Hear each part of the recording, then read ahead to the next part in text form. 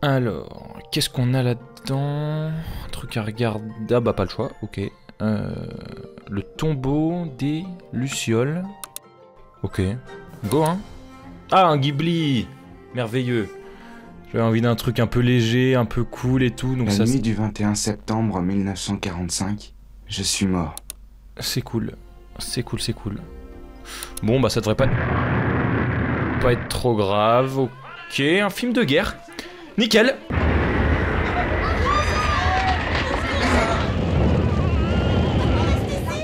Et effectivement, ce film est un film de guerre. Ça fait partie de l'histoire du Japon. Les studios Ghibli en ont souvent parlé dans leurs films. Mais là, c'est des enfants qu'il a mis au milieu de ça. Ne t'inquiète pas, Setsuko, ici on ne risque rien. Et maman, elle est où, maman?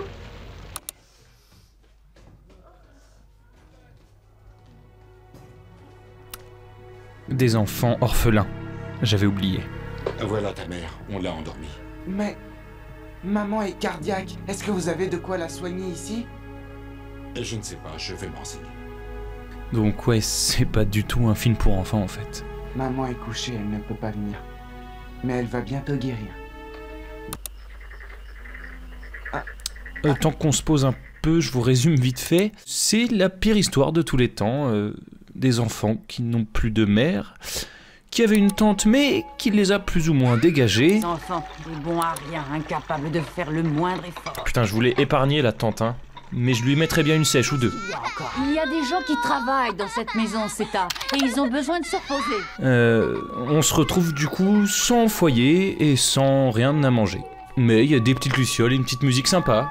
Il y en a des milliers. Donc tout va bien quoi.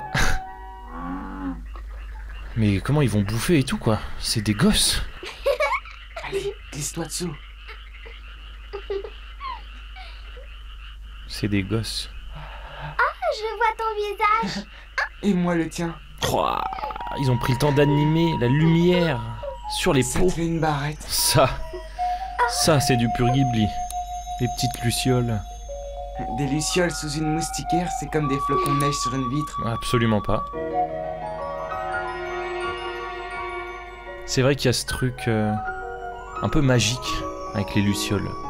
Des petits trucs comme ça aussi fragiles, lumineux. Quelque chose d'un peu, ouais, féerique. Surtout le fait qu'elles s'éteignent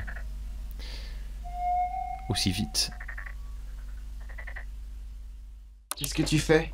Je creuse une tombe. Maman aussi, elle est dans une tombe. Elle a dit que maman était morte et qu'on l'avait mise dans une tombe. Donc là, c'est horrible, hein, on est d'accord. On vient juste d'apprendre en même temps que lui que la petite Setsuko, elle le sait depuis le début qu'elle a plus de maman. Tu te souviens du cimetière où on avait été un jour? Et je vous spoil pas ce qui va C'est suivre, là qu'est la tombe de maman. mais si vous avez vu, vous Juste en savez. dessous d'un grand camphrier. Pourquoi est-ce que les lucioles meurent tellement vite?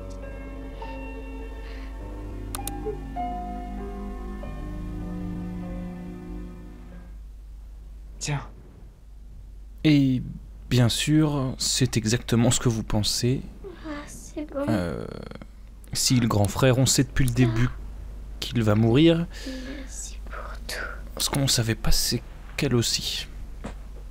Ça fait mal, mais le film était obligé de faire ça pour faire passer son message. C'est vrai qu'il y a ce truc un peu magique avec les lucioles. Des petits trucs comme ça aussi fragiles, lumineux. Surtout le fait qu'elles s'éteignent aussi vite. Pourquoi est-ce que les lucioles meurent tellement vite? On l'a eu le parallèle du tombeau des lucioles. Des choses qui meurent trop vite parce qu'elles sont dans le mauvais endroit, au mauvais moment. Et ça marche. Qu'on parle de deux petites lucioles abandonnées dans un bunker ou de ces milliers de petites lumières qui se sont éteintes pendant la guerre. Alors oui, c'est pas un film pour enfants, ça c'est sûr. Je dirais plutôt que c'est un film pour les enfants.